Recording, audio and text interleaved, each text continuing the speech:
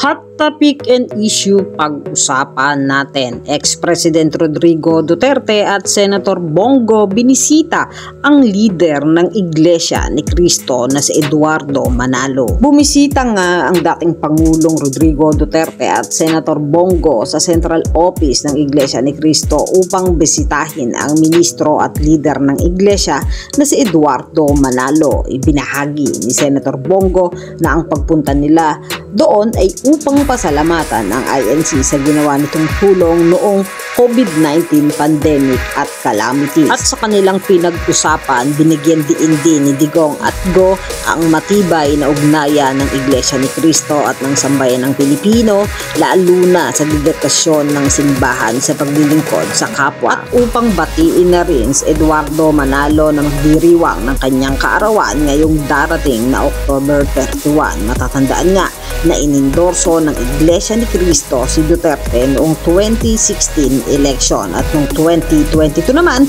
ay inendorso din ng Iglesia ni Cristo ang anak ni Duterte na si Sara Duterte at ang kasalukuyan nating Pangulo na si President Ferdinand Marcos. Lingid naman sa lahat na ang Iglesia ni Cristo ay ang grupo na namimili ng kanilang i-endorso na mga kandidato tuwing eleksyon, kaya naman isa rin ito sa target ng mga politician. Yan ang mga hot topic and issue dito lamang sa Tambalang JK.